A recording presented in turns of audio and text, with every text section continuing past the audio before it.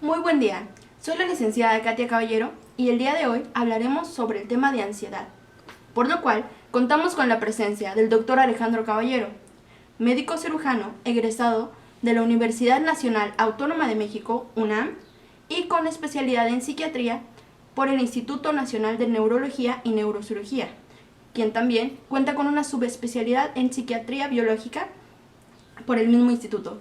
Démosle la bienvenida. Muchas gracias.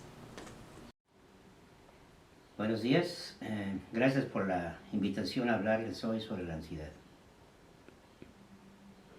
Bueno, doctor, muchas gracias por aceptar nuestra entrevista. Para empezar, ¿qué es la ansiedad? Bueno, la ansiedad es, empezaríamos diciendo, por ejemplo, que todos los seres humanos en algún momento de nuestra vida presentamos síntomas de ansiedad de manera normal. Pero si enfocamos el tema de ansiedad desde el punto de vista de lo que me pregunta como trastorno, hablaremos de que en algunas ocasiones, por diversas razones, los pacientes pueden experimentar síntomas prolongados de esta situación que durante muchas veces es causa de ansiedad normal. ¿Sí? Por ejemplo, voy a dar un ejemplo de ansiedad normal.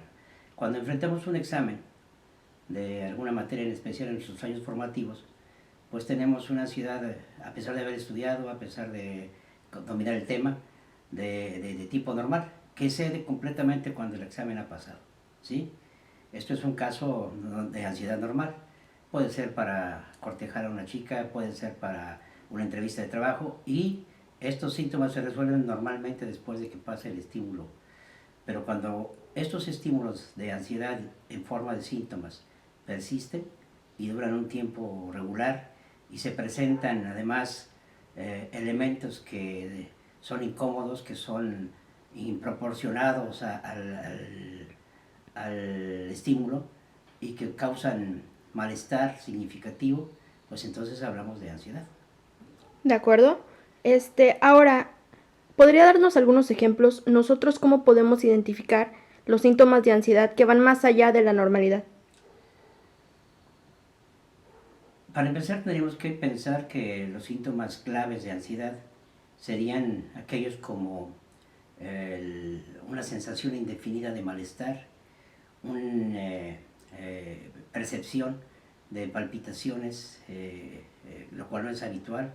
Todos sabemos que el corazón nos late, pero en el caso de que empecemos a notar que nuestro corazón se está moviendo, que está palpitando de manera rápida, pues entonces lo asociamos a algo que nos pone en una situación de aprensión. También generalmente hay elementos de respiración, el cual puede ser anhelante, hay elementos de sudoración, hay elementos de inquietud, y si estos síntomas se están replicando constantemente, entonces estamos ante un fenómeno de ansiedad, el cual puede oscilar o variar a los diferentes tipos de ansiedad que existen. No sé si quiera que hablemos un poquito de estos tipos. Sí, claro, me parecería muy interesante. Podemos hablar, por ejemplo, de la agorafobia, que es el temor manifestado por síntomas de ansiedad a quedar en una situación en donde podamos estar indefensos o en peligro, ¿sí? Por ejemplo, en un elevador, por ejemplo, en un teatro, en algún centro comercial donde haya demasiada gente, etc. Podemos hablar de la ansiedad generalizada, que es el resultado de una manifestación clínica exagerada a un estímulo que puede ser cotidiano, que puede ser normal, ¿sí? Por ejemplo, ir al trabajo, el tráfico, todo eso, y nosotros tendremos una reactividad enorme ante estas situaciones. Puede haber también la presentación de ansiedad de tipo fóbico, cuando hay algún elemento que nos cause una ansiedad, por ejemplo, una fobia simple ante un animal, una mariposa, por ejemplo, en pacientes determinados puede causar un cuadro inmenso de ansiedad. Inmenso o intenso, como podrían ser las crisis de pánico, otro gran tipo de ansiedad ampliamente conocido, y en el cual hay la percepción de un miedo intenso, de una angustia extrema, de una sensación de muerte inminente, que puede incluso confundir a los especialistas en las salas de urgencia y que se replica constantemente y que hace que la vida del individuo cambie dramáticamente. Hay también ansiedades de tipo reactivo, por ejemplo, el buen ejemplo es ahorita la epidemia que tenemos, como una manifestación de de inquietud, de cansancio físico, de dolor de cabeza, de insomnio, que es un cuadro muy frecuente, a veces con manifestaciones físicas como colitis, como gastritis, que asocian a los síntomas que tenemos. Y hay las ansiedades orgánicas. Una ansiedad orgánica es aquella que puede presentarse como consecuencia de una enfermedad preestablecida, por ejemplo la hipertensión, la diabetes. Hay casos como el hipertiroidismo que pueden cursar con ansiedad. Hay ansiedad también derivada del uso de sustancias y hay ansiedad por la supresión de medicamentos, incluso de los medicamentos que a veces se emplean para la ansiedad. Y también puede haber ansiedades derivadas de traumas, ansiedades derivadas de situaciones estresantes o de tipo reactivo como consecuencia de un trauma severo, un terremoto, por ejemplo, en nuestros estados norteños, constantemente balaceras, etcétera, etcétera. De acuerdo, muchas gracias. Ahora, ¿nos podría explicar un poco más cómo nosotros desde, por así decirlo, nuestro hogar o nosotros mismos, cómo podemos tratar de controlar este tipo de ansiedades? Primero que nada es identificar el síntoma, ¿sí? Poder tener la confianza para hablar si somos menores, con nuestros padres acerca de cómo nos sentimos, porque en los niños curiosamente también se presentan ansiedades de forma especial. Por ejemplo, podemos hablar del mutismo selectivo, en el cual un niño ante ciertas situaciones, casi siempre escolares, puede ser bullying, alguna situación de ese tipo, presiones con algún maestro, deja de hablar en situaciones determinadas. O puede ser la ansiedad de separación, cuando niños de una edad determinada y de manera también desproporcionada pueden mostrar inquietud al separarse generalmente de las figuras paternas. Entonces, primero que nada, investigar. Pero si somos adultos, poder comunicar a nuestros seres cercanos, ¿verdad?, cómo nos sentimos, tratar de elaborar la causa de la ansiedad, porque una cosa es la ansiedad en sí y otra es la causa que lo está provocando. Entonces, habría la necesidad primero de identificar el síntoma, de atrevernos a decir a nuestras personas cercanas cómo nos sentimos para determinar la concurrencia con un especialista a fin de que nos trate y podamos averiguar la causa. Porque sin manejar la causa de la ansiedad, esta invariablemente va a persistir. De acuerdo. Hace poco mencionaba la ansiedad provocada por la pandemia que estamos suscitando. En ese caso, ¿qué nos recomendaría?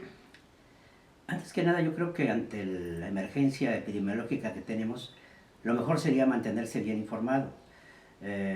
Hay demasiada información falsa y demasiada información que puede ser confiable.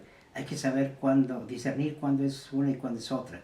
Evidentemente es mejor seguir las medidas de protección que se están recomendando, el quedarse en casa, el usar cubrebocas, el salir lo menos posible, el evitar sitios concurridos, desde luego fiestas, restaurantes, todo eso, cines, que ahorita están todavía cerrados, aunque hay algunas situaciones que están pasando por alto esto y en ellas se estima el periodo de contagio.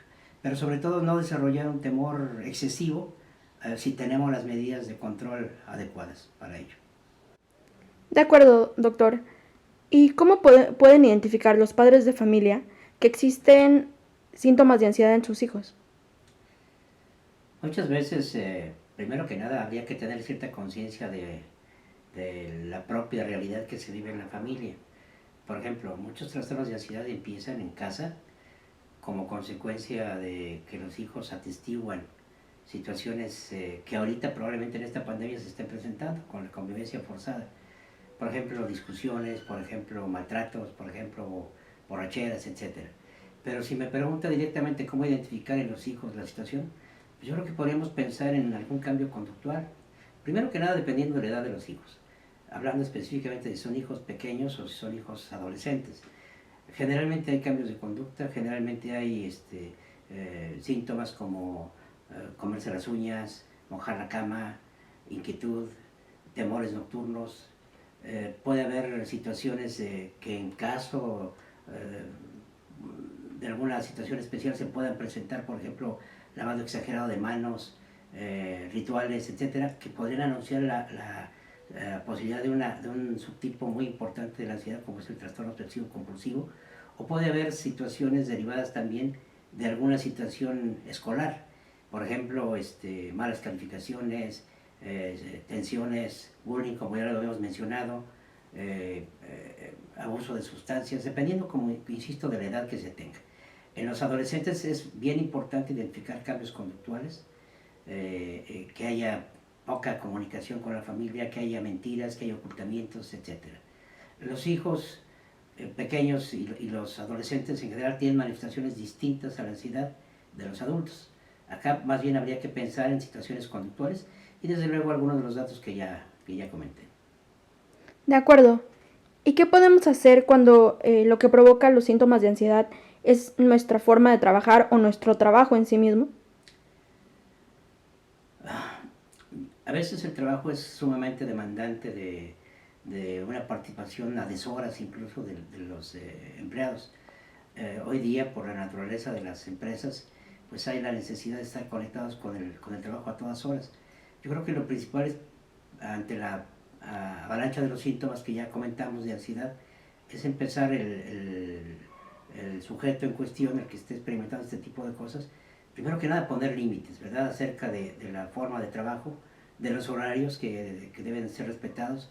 No es conveniente que lo molesten a deshoras o en domingos o en sábados, ¿verdad?, porque es el tiempo de él y de su familia.